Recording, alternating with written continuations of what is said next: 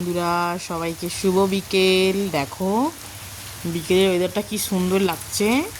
আর দেখো বন্ধুরা, বর্ষাকাল তো চলেই এলো।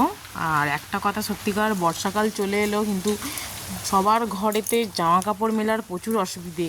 আর এই দেখো বাইরেটা কেমন ক্যাচ ক্যাচ ক্যাচ ক্যাচ করছে। আমরা এতদিন বলছিলাম যে বর্ষা আসেনি, বৃষ্টি হয়নি, এবার বৃষ্টি হয়েছে মানেই এক জ্বালা।